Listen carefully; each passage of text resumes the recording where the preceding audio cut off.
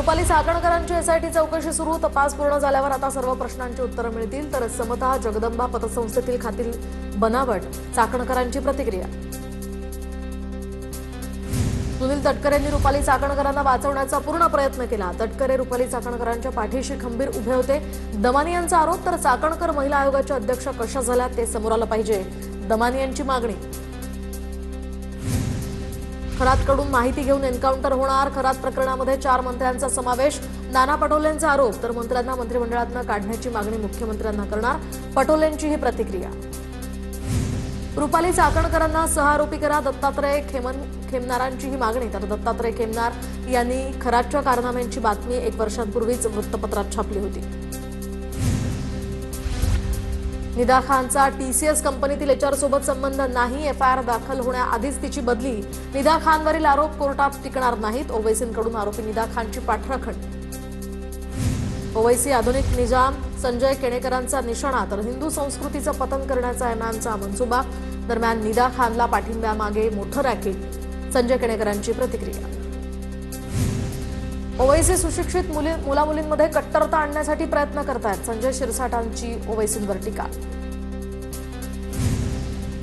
शाईफेकीच्या घटनेनंतर विकास लवांडेंनी घेतली शरद पवारांची भेट. शाईफेकी संदर्भात सविस्तर माहिती देत चर्चा.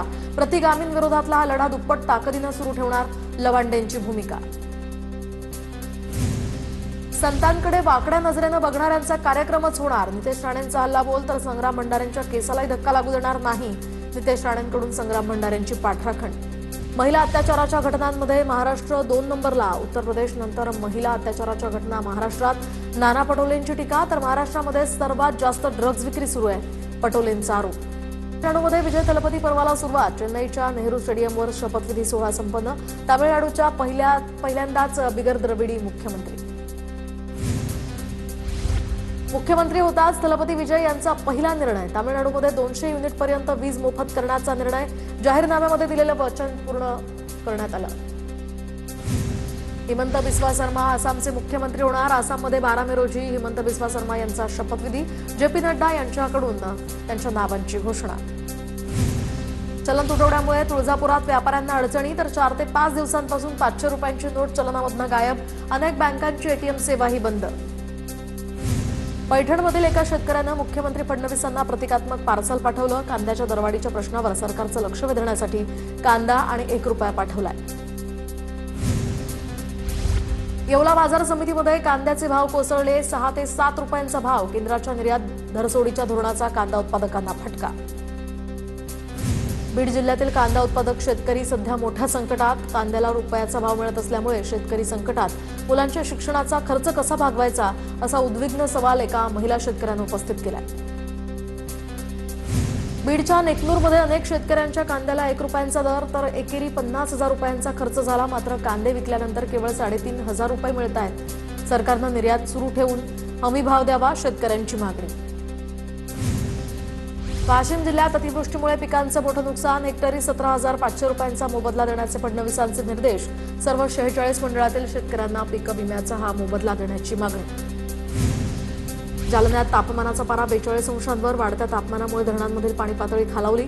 भोकरदन तालुक्यातल्या पद्मावती मध्यम प्रकल्पाचा पाणीसाठा 28%. नंदुरबार जिल्ह्यामध्ये तापमानाचा पारा 44 अंश सेल्सिअसवर. तर यंदाच्या उन्हाळ्यातील सर्वाधिक तापमानाची ही नोंद. नागरिकांनी विनाकारण घराबाहेर न पडण्याचंही प्रशासनाचं आवाहन. गडचिरोलीतील तापमानात वाढ. दरम्यान गडचिरोलीमध्ये तापमान 42 अंश सेल्सिअसवर. तापमानात वाढ होत असल्यामुळे नागरिकांना घरात राहण्याचंही आवाहन. जळगावच्या तापमानामध्ये पुन्हा 3 अंशांनी वाढ. तर तापमानाचा पारा हा 43 अंशांवर पोहोचला. तापमानाचा पारा वाढल्यामुळे नागरिक हैराण. नाशिकमध्ये तापमानाचा पारा पुन्हा 40शी पार. शहर आणि परिसरात पुन्हा एकदा कमाल तापमानाची उसळी. पुढील 2 ते 3 दिवस उन्हाच्या तीव्रतेचा सामना करावा लागणार. नागपुरात वाढत्या तापमानामुळे विजेच्या मागणीत वाढ. विजेची मागणी 871 मेगावॅटवर पोहोचली. मागील वर्षी हीच मागणी एप्रिल महिन्यामध्ये 800 मेगावॅट नोंदवली गेली होती. विजेची मागणी वाढली असली तरी लोडशेडिंग होणार नसल्याचं महावितरणकडून स्पष्ट. वाशिम जिल्ह्यातील मध्यम प्रकल्पांवरील पाणीसाठा झपाट्यानं घटला. एक बुर्जी प्रकल्पामध्ये 24%, तर सोनल प्रकल्पात केवळ 12% जलसाठा शिल्लक. वाढत्या उष्णतेमुळे पाणी टंचाईची चिंता वाढली असून प्रशासनाकडून पाणी जपून वापरण्याचंही आवाहन. रायगडच्या महाड तालुक्यातल्या 20 गावं आणि 30 वाड्यांमध्ये भीषण पाणी टंचाई तर 8 दिवसांपासून पाणी पुरवठा ठप्प। महाड तालुक्यातील नागरिकांची पाण्यासाठी वणवण सुरू। तातडीनं उपाययोजना करण्याचीही नागरिकांची मागणी। यंदा अल निनो प्रभावामुळे सरासरीपेक्षा कमी पावसाचा अंदाज। कृषी विभागाकडून शेतकऱ्यांना मिश्र पिकांचा सल्ला तर कमी पाण्यामध्ये येणाऱ्या पिकांची निवड करण्याचंही आवाहन। वाशिम जिल्ह्यातील 33 गावांमध्ये पाणी टंचाई, 29 विहिरी आणि 6 खासगी बोरवेलचं अधिग्रहण। दरम्यान मंगरुळपीर या तालुक्यात सर्वाधिक 10 गावांमध्ये टंचाई। नंदुरबार शहरात आजपासून 2 दिवसांआड पाणी पुरवठा होणार। पाणी कपातीमुळे शहरवासियांना पाणी टंचाईच्या समस्येला सामोरं जावं लागणार। विरचक धरणामध्ये केवळ 60% पाणीसाठा शिल्लक असल्यानं पाणी कपातीचा हा निर्णय। अमरावती आणि बडनेरा शहराचा पाणी पुरवठा उद्या सुरळीत होण्याची शक्यता तर 3 दिवसांपूर्वीच पाईप फुटल्यानं पाणी पुरवठा बंद झाला होता। नवीन पाईप टाकण्याचं आता काम पूर्ण। नांदेड हैदराबाद बीदर राष्ट्रीय महामार्गावर वाहतूक कोंडी। महामार्गावर वाहनांच्या 5 किलोमीटरपर्यंत रांगा। नायगाव तालुक्यातल्या नरसी चौक या ठिकाणी वाहतूक तासभर ठप्प। खासदार निलेश लंकेंच्या प्रकृतीसाठी समर्थकांची काळाराम मंदिरात पूजा। लंकेंच्या प्रकृतीत सुधारणा व्हावी यासाठी दुग्धाभिषेक घालत महापूजा। अमरावतीमध्ये व्यावसायिकाची हत्या, दारूच्या नशेत वादातनं हल्ला, आरोपीला पोलिसांकडून अटक। या प्रकरणी पोलिसांकडून अधिकचा तपास सुरू। छत्रपती संभाजीनगरच्या औरंगपुरा परिसरामध्ये डीजे बंद केल्याच्या वादातनं राडा, मारहाणीमध्ये काही जण जखमी। पोलिसांनी वेळीच सर्व परिस्थिती नियंत्रणात आणली आहे। गोंदियामध्ये पुण्यातील 3 वर्षीय चिमुकलीवरील अत्याचाराच्या घटनेचा तीव्र निषेध तर NSUI कडून गोंदिया शहरात कॅन्डल मार्च। आरोपीवर कठोर कारवाई करण्याचीही मागणी। पुण्याच्या भोरमधील तायक्वांदो खेळाडूंनी नसरापूर प्रकरणातील चिमुकलीला वाहिली श्रद्धांजली। दरम्यान आरोपीला लवकरात लवकर कठोर शिक्षा व्हावी अशी यावेळी मागणी करण्यात आली आहे। गुणरत्न सदावर्तेंच्या गाडीवर शाईफेक प्रकरणी गुन्हा दाखल। सदावर्तेंच्या गाडीवर शाईफेक प्रकरणी मनसे पदाधिकाऱ्यांवर गुन्हा तर मनसेचे जालना शहराध्यक्ष राहुल रत्नपारखे यांच्यासह 3घांवरही गुन्हा दाखल। चंद्रपूरच्या मूल रेल्वे स्थानकावरील प्रस्तावित मालधक्का प्रकल्प अखेर रद्द। सुधीर मुनगंटीवारांनी या प्रकल्पाच्या प्रदूषणकारी परिणामांकडे लक्ष वेधलं होतं। संभाव्य प्रदूषण आणि आरोग्याच्या धोक्यापासून मूलवासियांना आता मोठा दिलासा। वर्ध्याच्या बाजारात लिंबाची आवक वाढताच भावात घसरण। प्रति किलो 100 रुपयांवर असलेले दर आता 40 रुपये किलोपर्यंत घसरलेत। लिंबाचा मध्यंतरी एक बहार गळाल्यामुळे शेतकऱ्यांचं मोठं नुकसान।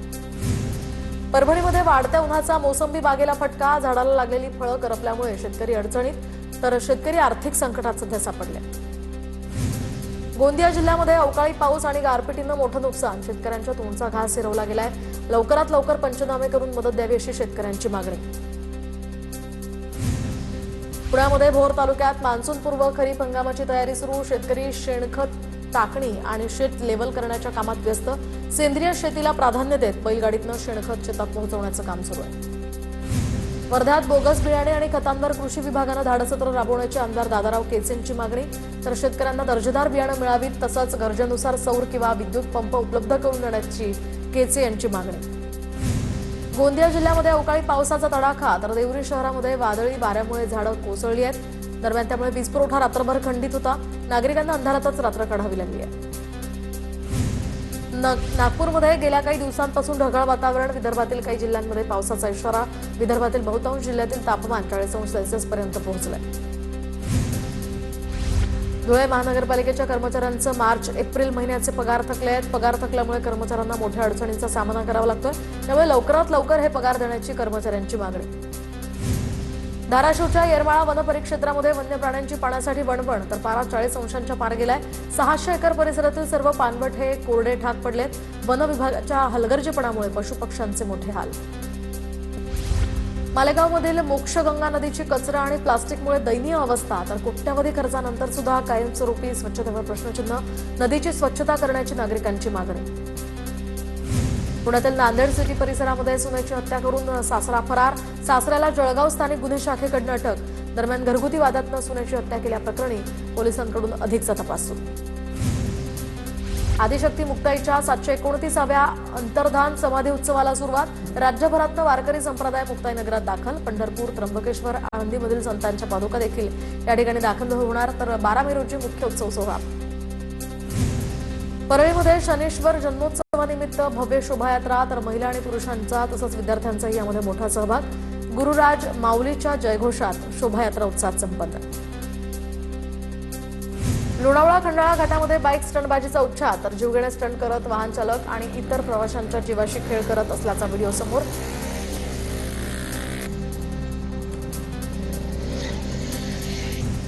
भंडाऱ्याच्या तुमसर नगर परिषदेमध्ये रस्ते कामात भ्रष्टाचाराचा आरोप. प्रभाग क्रमांक 11 मधील सिमेंट रस्ता अवघ्या 1.5 वर्षात उखडल्यानं नागरिक संतप्त.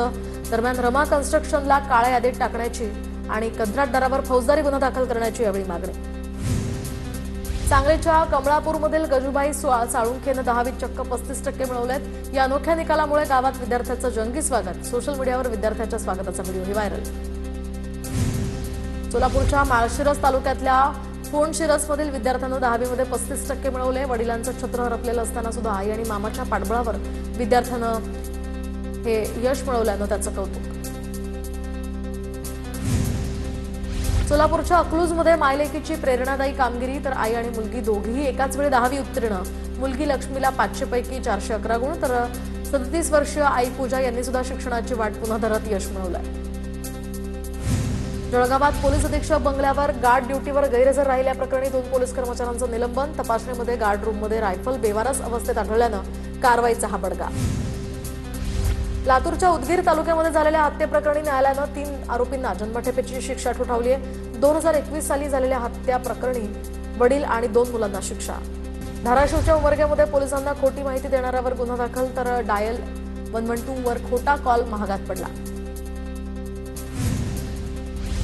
नागपूर पोलिसांच्या वाहतूक ताफ्यामध्ये ड्रग टेस्ट मशीन, तर अंमली पदार्थ सेवन करून वाहन चालवणाऱ्यांवर कारवाई होणार. लातूर पोलिसांकडून वेगमर्यादा जनजागृती मोहीम. महामार्गांवर अपघातग्रस्त वाहनं उभी करून भरधाव वाहन चालकांचं लक्ष वेधण्याचा प्रयत्न. वाढत्या अपघातांच्या पार्श्वभूमीवर अनोखी मोहीम. धाराशिवमध्ये ग्रामरोजगार सेवकांच्या कामबंद आंदोलनामुळे रोजगार हमी योजनेची कामं ठप्प. महाराष्ट्रभर गेली 37 दिवस यांचं आंदोलन सुरू आहे. 3 ऑक्टोबर 2024चं मानधन लवकरात लवकर द्यावं आणि तो निर्णय खरं तर जारी करावा, यासाठी हे आंदोलन सुरू आहे. महसूल मंत्री चंद्रशेखर बावनकुळे सोलापूरच्या करमाळा दौऱ्यावर. बावनकुळे करमाळ्यामधील नागरिकांच्या समस्या जाणून घेणार. नवीन दुय्यम निबंधक कार्यालयाचं बावनकुळेंच्या हस्ते उद्घाटन.